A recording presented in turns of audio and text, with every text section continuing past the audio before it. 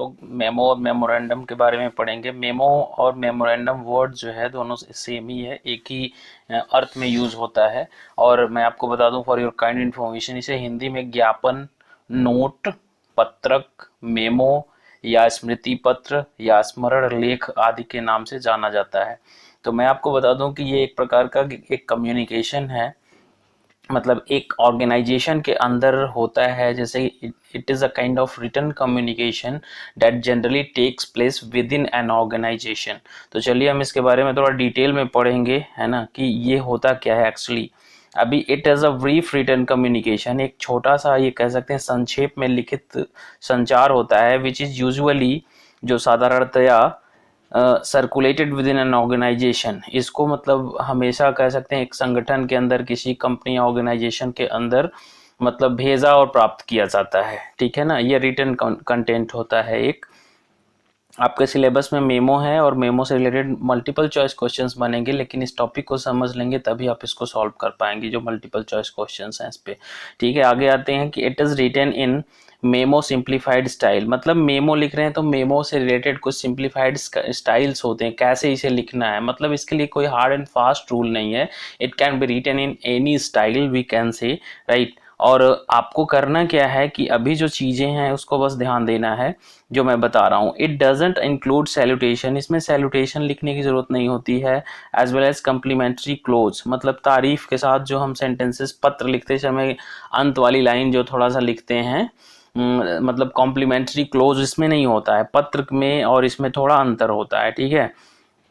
आगे दिया कि memos are very straightforward, memo बहुत ही सीधे कह सकते हैं, टू दी पॉइंट, मतलब एक बिंदु पर निर्भर होते हैं, एंड ब्रीफ और संक्षेप में होते हैं, कह सकते हैं। इसमें इधर उधर की जानकारी नहीं लिखनी है, टू दी पॉइंट, मतलब कि जो चीज़ें आप कन्वे करना चाहते हैं वही सारी चीज़ें लिखिए, to the point. It should not be a boring expression, it should be to the point कह सकते हैं। और आगे दिया गया कि memos are usually written, memos को अक्सर लिखा जाता है बाई हायर अथॉरिटीज, मतलब उच्च वर्ग के अधिकारियों द्वारा लिखा जाता है, for the purpose of sharing information, मतलब सूचना को आदान प्रदान करने के उद्देश्य से हायर अथॉरिटीज लोअर अथॉरिटीज को लिखती है। लाइक मतलब जो सबऑर्डिनेट्स हैं, जो मतलब अधीनस्थ लोग हैं, उनको ये प्राप्त होता है किसके द्वारा, सीनियर्स के द्वारा। तो मतलब कहीं ना कहीं से जो सुपीरियर्स हैं, जो वो सबऑर्डिनेट्स को, उच्च वर्ग के जो अथॉरिटीज़ हैं, मतलब लोअर ग्रेड के लिए एम्प्लॉयज़ के लिए या चीज़ों को, ये इंफॉर्मेशन को पास करने के लिए ये स्मृति पत्र पर ज्ञापन, नोट, पत्रक, स्मरण लेख आदि, ये मतलब नाम से तो जाना जाता है, इसको लिखा जाता है, ठीक है।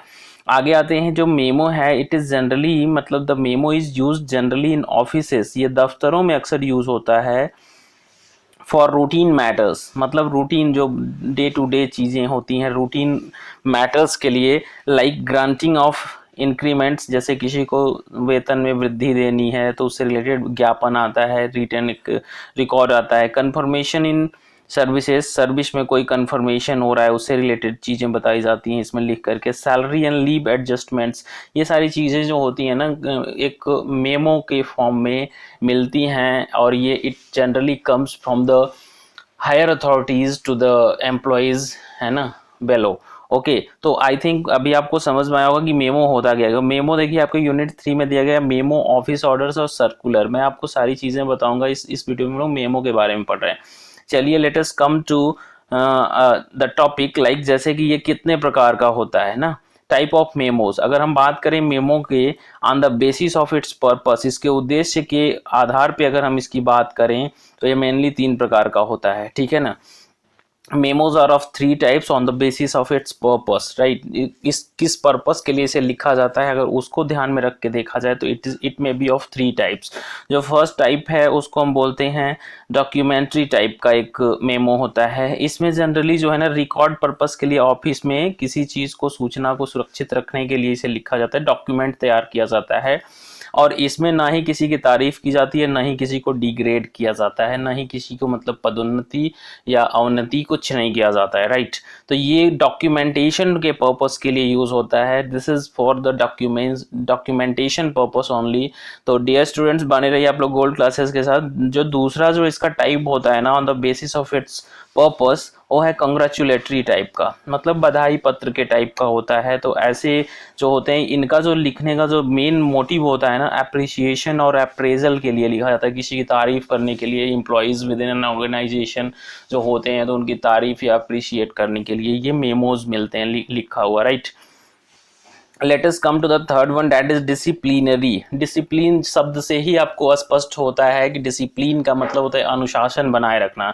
तो मतलब एक संस्था, संगठन या किसी मतलब बड़े वर्क प्लेस के अंदर डिसिप्लिन को मेंटेन करने के लिए जो भी रिटन फॉर्म में जो मेमोज लिखे जाते हैं वो डिसिप्लिनरी टाइप के मेमो होते हैं और ये किसी ऑर्गेनाइजेशन में लिखे जाते हैं, राइट।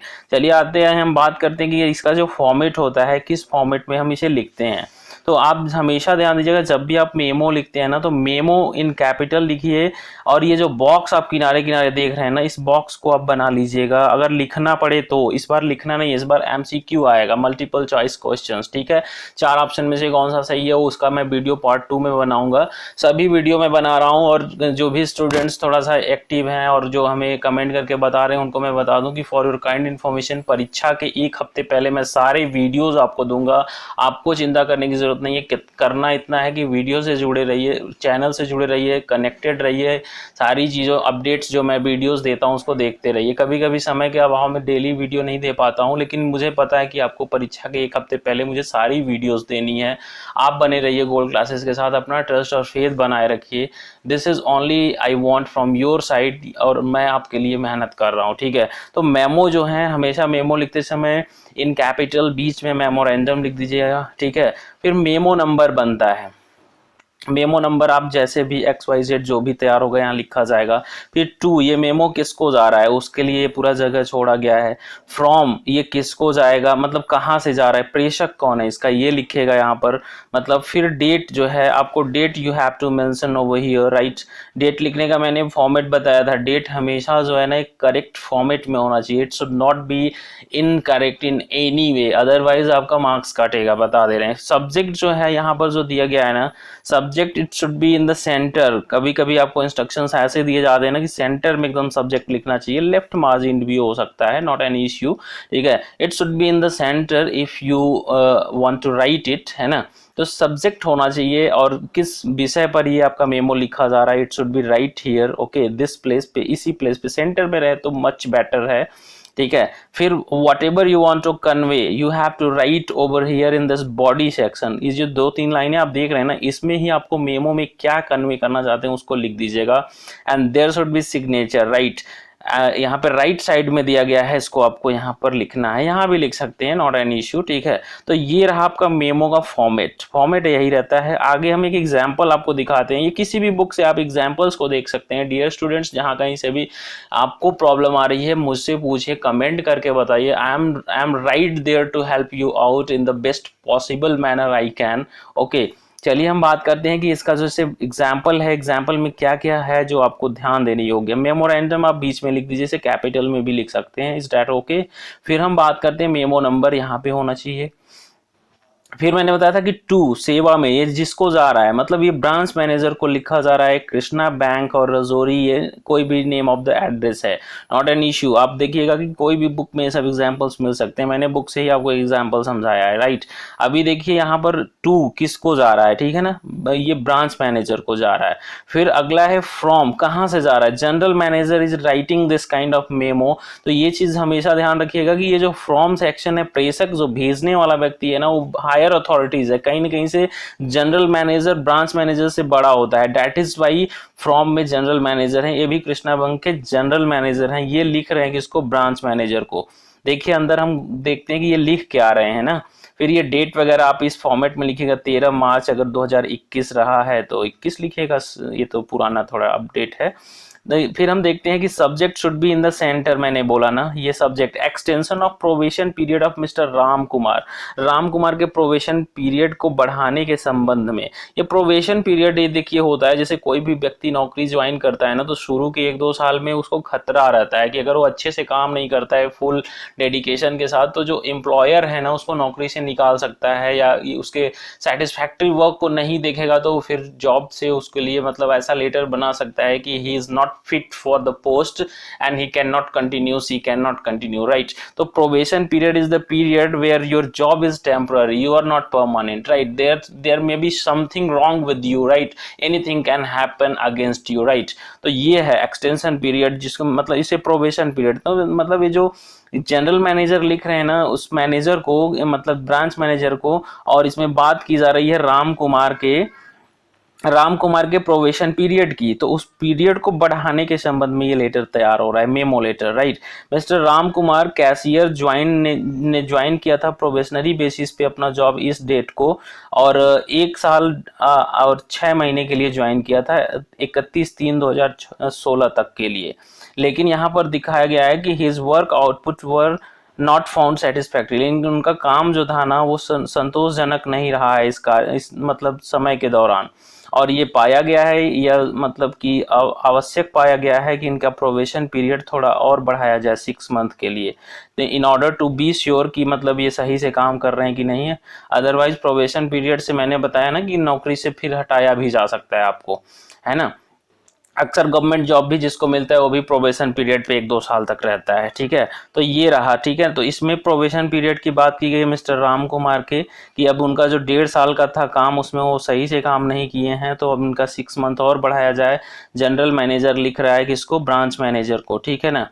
तो फिर ये जो है आगे दिया गया है कि उनको एक मौका दिया जाए कि वो अपना संतोषजनक परिणाम दिखा सकें, इसलिए दिया है इट इज़ देयरफॉर, इसलिए या डिसाइडेड, या मतलब निर्णय लिया गया है डैट की the probation period of mister Ram Kumar जो कैशियर हैं उसको बढ़ाया जाए, hereby extended up to this date, मतलब 6 मंथ जोड़ करके इनका प्रोबेशन पीरियड बढ़ाया जा रहा है। क्यों?